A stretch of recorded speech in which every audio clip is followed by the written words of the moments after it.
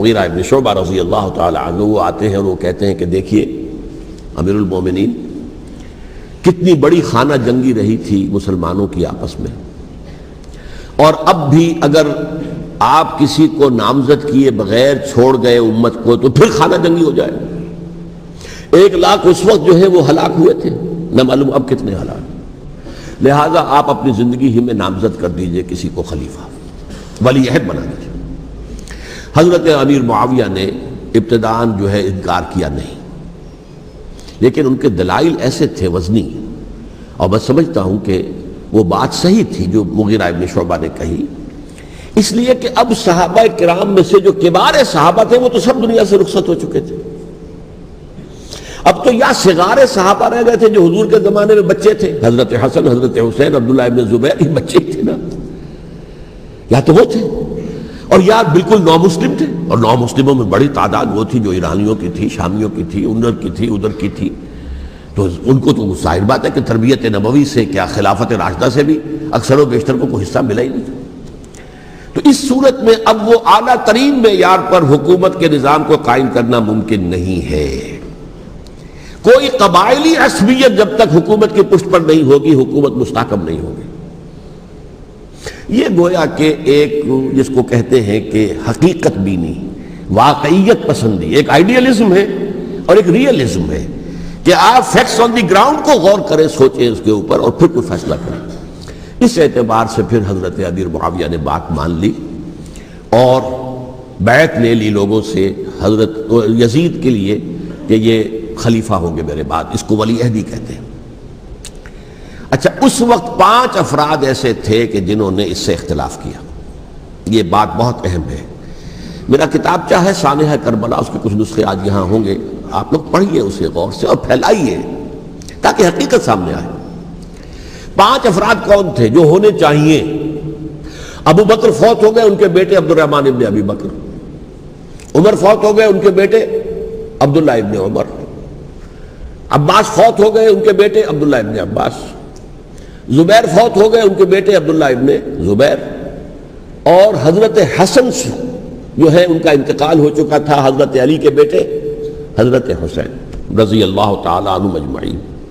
حضرت حسن کے بارے میں ایک فریق کا کہنا یہ ہے کہ انہیں زہر دے کر ہلاک کیا گیا، اہل تشیع کا قول یہ ہے، جبکہ اہل سنت کہتے ہیں کہ نہیں، وہ اپنی جو بھی طبی موت تھی اس سے ان کی وفات۔ لیکن میں اس میں نہیں جانا چاہتا، اس لیے کہ یہ مائکرو ہسٹری جو ہے نا، وہ تو ایک ایک واقعے کے لیے ادھر کی روایات کیا، ادھر کی کیا ہیں، ان کے پاس کیا دلائل، ان کے پاس یہ تو کسی ریسرچ اسکالر کا موضوع ہے، میرا موضوع نہیں ہے۔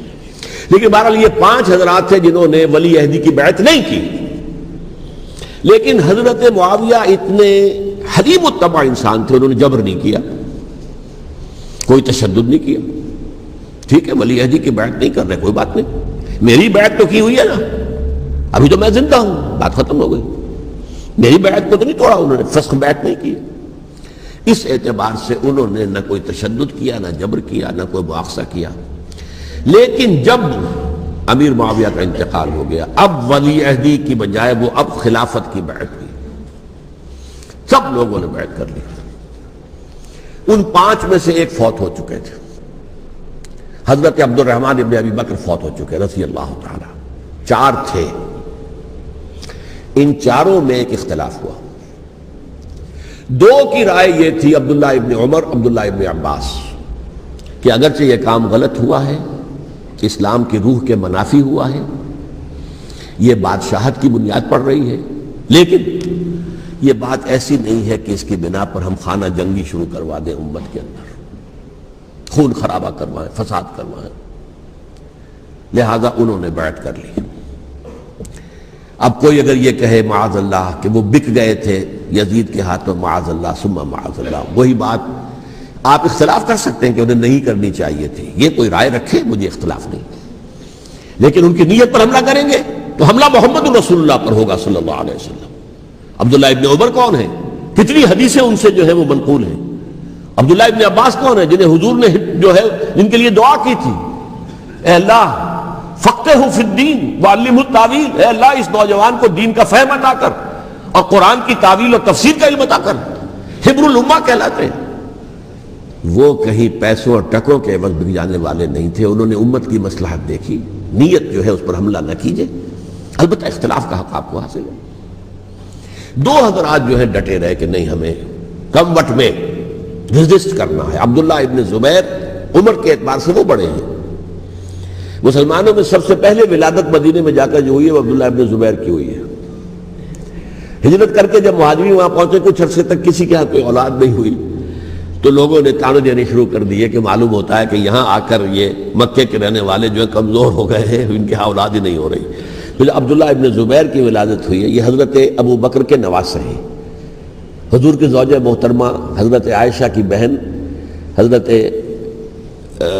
دیکھیے ابھی نام نکل گیا ہے جی, حضرت اسماء رضی اللہ تعالی عنہا عنہما, یہ ان کے صاحبزادے ہیں, حضرت زبیر کے بیٹے.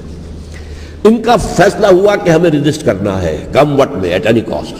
حضرت حسین ابن علی رضی اللہ تعالیٰ عنہما کا بھی فیصلہ ہوا کہ ہمیں رجسٹ کرنا ہے کم وٹ میں. البتہ ان میں بھی ایک اختلاف ہو گیا, یعنی یہ دو تو جڑے رہے, ان دو میں اختلاف ہو گیا. عبداللہ ابن زبیر کا کہنا یہ تھا کہ ہمیں حجاز میں رہنا چاہیے, یہ سرزمین ہے جس میں نبوت کی برکات سب سے زیادہ ہیں. یہاں ہم مضبوط قلعے کے اندر ہیں, ہمیں یہاں سے جو ہے رجسٹ کرنا چاہیے اور ختم کرنا چاہیے اس نظام کے اندر جو خرابی آ گئی ہے اس کو. حضرت حسین رضی اللہ تعالیٰ عنہ کے پاس خطوط کا تانتا بنا ہوا تھا. کوفے سے لوگ خط لکھ رہے تھے, آئیے آئیے آئیے, ہم آپ کے ہاتھ پر بیعت کریں گے, ہم آپ کے ہاتھ پر بیعت کریں گے, ہم آپ کے ہاتھ پر بیعت کریں گے. یہی وہ کوفہ جو حضرت علی کا دارالخلافہ رہا تھا اور جو پھر سبائیت کا گڑھ بن گیا تھا. چنانچہ حضرت حسین نے حضرت مسلم بن عقیل کو بھیجا وہاں پر کہ میرے نمائندے کی حیثیت سے جا کر وہاں پر بیعت لو. 10-12 ہزار افراد نے بیعت کر لی. لیکن اس کے بعد یزید کی طرف سے گورنر بنا کے بھیجا گیا ابن زیاد کو. ابن زیاد نے آ کر جو تشدد کیا اور سختی کی تو سب کے سب بیعت توڑ کر اور سب منحرف ہو گئے. مخلصین تو وہ تھے نہیں, الکوفی لایوفی, کوفی جو ہے وہ تو کوئی وعدہ وفا کرنے والا ہوتا ہی نہیں, بیعت توڑ دی. فمن نقص فانما ينقص على نفسه, بیعت کے بعد بیعت توڑ دینا بہت بڑا گناہ ہے, توڑ دی. ادھر اطلاع مل گئی حضرت حسین کو, چل چکے تھے وہ, راستے میں تھے کہ وہاں تو مسلم بن عقیل شہید ہو گئے اور سب لوگوں نے بیعت توڑ دی.